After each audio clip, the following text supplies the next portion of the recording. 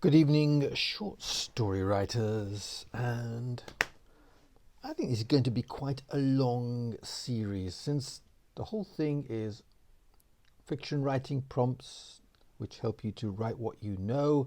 And my whole thing is that my whole point, my whole theme, the point of this channel is that you are surrounded by things that you know. So in case you're new here, welcome. And the whole idea is that I point out something that you know very, very well and show you how you can do a little bit of lateral thinking on it, a little creative thought, because you're a writer and therefore you're creative, and turn it into the starting point for a story or a theme of a story, but usually the starting point, how you can turn it into a problem, because stories are a narrative about solving a problem. Okay? At least on this channel.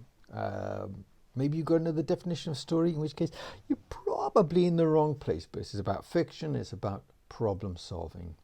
And the bigger the problem, the better. So last night we were talking about hair. Well, let's continue this because eyes, okay? Eyes. Tomorrow we're going to talk about tables. But you can't wait for that. You're probably thinking, tables? I did chairs the other night. Chairs? Yep, tables and chairs and other things. They all can be a source of problems.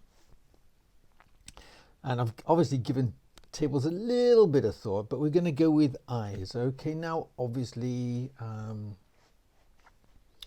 eyes have at least one function, which is to perceive incoming data and enable us to act accordingly. So the data can be threatening data, a threat looming, a bully, a nasty person. You're parked illegally and you can see a parking enforcement officer approaching. You spot some money on the ground and you want to pick it up and someone beats you to it, or it's their money and a fight ensues. Okay, so that is obvious. Your eyes perform a function and a story ensues from it. What is it that your main character sees or does not see? They could see a crime being committed. If you're writing literary fiction, you have a moral dilemma. In today's world, several, until quite recently, the right thing to do was go and report them to the law. But now we seem to have slid into this kind of area these days where, I don't want to get involved. So, or there might be repercussions, or it's a bit of effort. A lot of very strange reasons for not helping someone out when they need your help.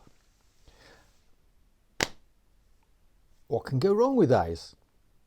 You can have illness of the eyes. The eyes are an optometrist can see that you've got diabetes before even you go to the doctor, because one of the things that diabetes can make you blind, okay, and also it can cause you to get gangrene. There's a fancy necrosis, I think it is, of your extremities, in other words your toes and your nose, I believe, and your earlobes and your fingers, and you have to have them amputated, he said cheerfully, because you're diabetic, because you got too much sugar in your diet. So that's one thing that can go wrong. Obviously, but they can fail for other reasons. They can get sick.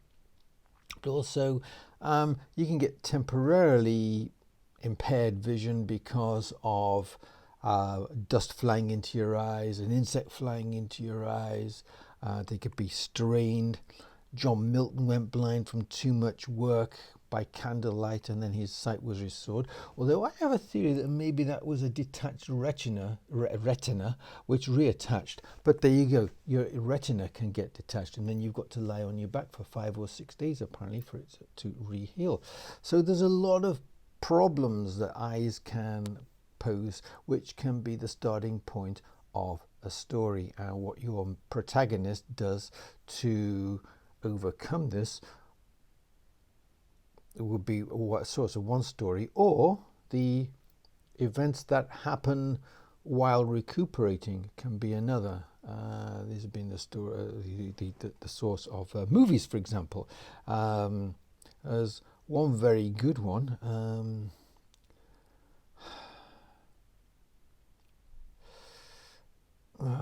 Well, it's not exactly a famous movie, but I was quite impressed by it. There was somebody who was obsessed by a woman, and she died, possibly as a result of his over attentions.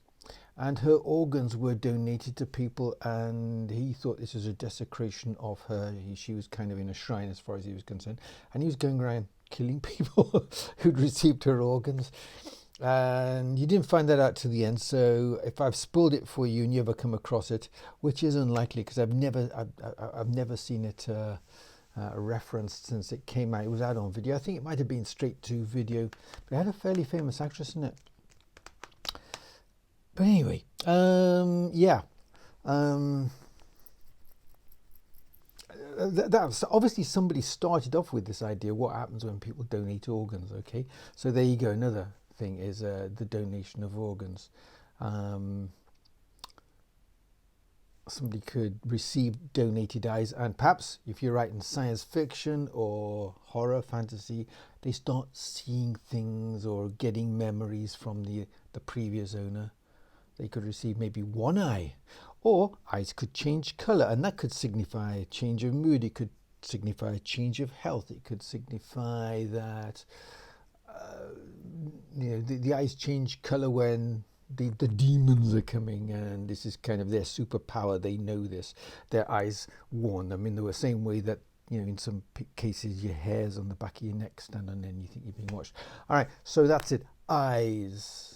A lot of possible things that can go wrong with eyes, or they can be the starting point of stories. The end of the story is the opposite of the beginning, or at least if it's a short story. It's usually a bit more complicated if it's a novel. All right, 7:20 now. We're under the 8 minutes, and therefore there should be no ads with this.